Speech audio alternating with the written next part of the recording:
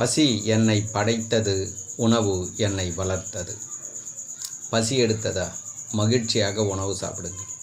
அப்பா அம்மா வீட்டிலே வச்சுன்னு பத்திரமாக பார்த்துக்கொள்ளுங்கள். ஆதி தாய் தந்தை இரவு பகல் துணையோடு பசி உணவு மகேந்திரன் நிகழ்ச்சியை துவங்குகின்றேன். வருத்தத்தினுடைய வேதனையோடு இந்த வீடியோவை பதிவு செய்கின்றேன். போர்கள் பெருகி கொண்டிருக்கிறது. புரியுதுங்களா? உலகம் முழுவதும் இல்லை, உலகம் முழுவதும் இதை செய்யவில்லை. பசித்தர் சித்தர்கள்னு தலைப்பு பேசும் பிற்காலத்தில். புரியுதுங்களா? உலகத்தில் இருக்கிறவங்க எல்லாருமே கடவுளை வணங்கவில்லை. மனிதர்கள் கடவுள்லே படைத்த கடவுள் ஒன்று இருக்குது, மனிதர்கள் கண்டுபிடித்த கடவுள் ஒன்று இருக்குது. மனிதர்கள் கண்டுபிடித்த கடவுள் பின்னாடி போனீங்கன்னா கண்டிப்பாக துன்பங்கள் வந்தே தீரும். அந்த துன்பத்தை பசி கடவுளால் தீர்த்து வைக்க முடியாது. நீங்கள் தவறு செய்தால் அந்த தவறுக்கு நீங்கள் தான் பொறுப்பு. நீங்கள் தவறு செய்துவிட்டு போகலாம், நாளைக்கு பிற்காலத்தில் அந்த தவறில் நம்ம பிள்ளைகள் பாதிக்கப்படும். அதனால்தான் இன்று போர் நடந்து கொண்டிருக்கிறது. மனிதர்கள் கண்டுபிடித்தார்களே கடவுளை. என் கடவுள்தான் பிரபஞ்சகத்தை படைத்தார், எல்லா உயிரினங்களையும் படைத்தார். அந்த போரை நிறுத்தி இறந்தவங்களை எழுப்பு சொல்லுப்பாங்களா? இஸ்ரேல் பாலஸ்தீன போரில் எவ்வளோ பேர் இறந்தாங்க? நியூஸில் சொன்ன பிரகாரம் பார்த்தீங்கன்னா 60,000 பேர் இறந்துருக்காங்க.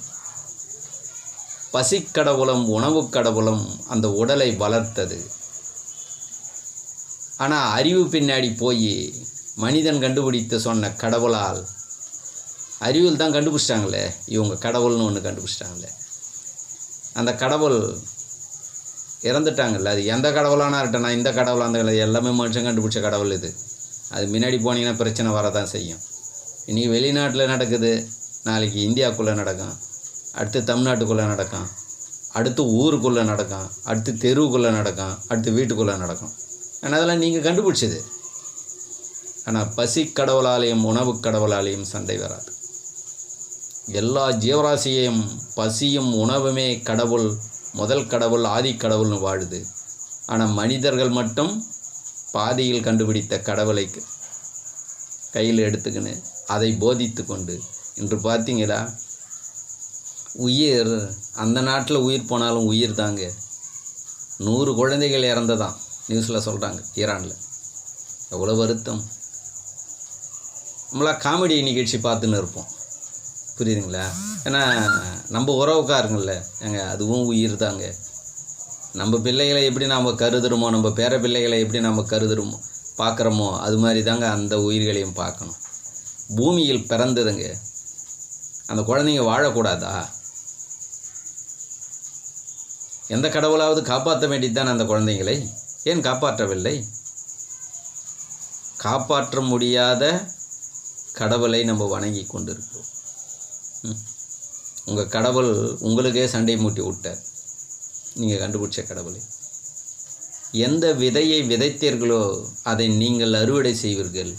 நீங்கள் அறுவடை செய்யவில்லை என்றாலும் உங்களுடைய சங்கதிகள் அறுவடை செஞ்சே தீரும். தவறு செய்தவர்களுக்கு தண்டனை கண்டிப்பாக உண்டு. என் மூலமாக வானமும் பூமியும் உங்களுக்கு தகவல் சொல்லுகிறது, இதற்கு மேலேயாவது மாறிவிடுங்கள். புரியுதுங்களா?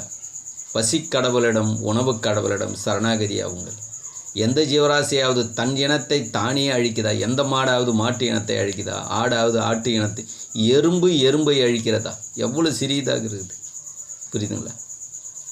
எந்த ஒரு உயிரும் தன் இனத்தை அழிப்பதில்லை. ஆனால் மனிதன் மட்டும் மனிதனையே அழிக்கிறான். இதற்கெல்லாம் காரணம் என்ன? அறிவே தெய்வமா எப்படி போதிக்கிறாங்க பார்த்தீங்களா?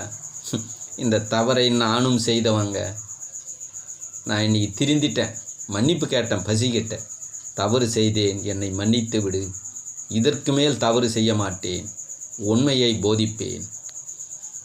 புரியுதுங்களா? என் மூலயமா தகவல் சொல்லுது. எவ்வளோ பேர் மாற போகிறீங்கன்னு தெரில. நீங்கள் மாறலைனாலாம் பின்னாடி பிற்காலத்தில் பிரச்சனைகள் வரும். புரியுதுங்களா? இதுக்கு மேலேயாவது பிறருக்கு தான் சொல்கிறதுக்கு உங்களுக்கு மனம் வரலனாலும் உங்களுடைய பிள்ளைகிட்டையாவது சொல்லிட்டு போங்க. எந்த நேரத்திலையும் பசி கடவுளும் உணவு கடவுளும் உங்களை காப்பாற்றுவார். இது எந்த கடவுளும் காப்பாற்ற மாட்டார். இன்னொன்று சொல்லுகிறேன், நீங்கள் கண்டுபிடித்த கடவுளால் சண்டை வருகிறது என்றால் அதை பசி கடவுள் தீர்த்து வைக்கவே மாட்டார். எனக்கு கேள்வி கேட்காதீங்க, பசி கடவுளால் தீர்த்து வைக்கணும், அது நீங்கள் கண்டுபிடிச்சிங்க தப்பா, அனுபவிச்சு தான் ஆகணும். நான் மாறிட்டேன், நீங்கள் மாறணுமா மாறக்கூடாதுன்னு நீங்கள் முடிவு எடுங்க. நாங்கள் மாற மாட்டோங்க, செய்யுங்க. அதனால் பாதிக்கப்பட போது உங்களுடைய பிள்ளைகள், பேர பிள்ளைகள், கொள்ளு பேரன். நான் மாறிவிட்டேன், யாருக்கும் நான் இதற்கு மேல் அது போல் போதிக்க மாட்டேன். என்னை யார் கேட்டாலும் சரி, என்னுடைய முதல் கடவுள் பசியும் உணவுமே. அந்த கடவுள் பிறர் சொல்லி கொடுத்து நான் அறிந்ததில்லை, சுயமாய் எனக்குள் நான் அறிந்தவன். என்னுடைய சுய கடவுள் சுய அறிவினால் அறிந்தது. புரியுதுங்களா? பசியும் உணவும் தான் கடவுள், அறிவே தெய்வம் என்று நான் ஏற்றுக்கொள்ளவே மாட்டேன். செய்த தவறுக்கு நான் பசியிடம் உணவிடம் மன்னிப்பு கேட்டுவிட்டேன். இதற்கு மேல் இந்த தவறை செய்ய மாட்டேன். எவ்வளோ பேர் மாற போகிறீங்க?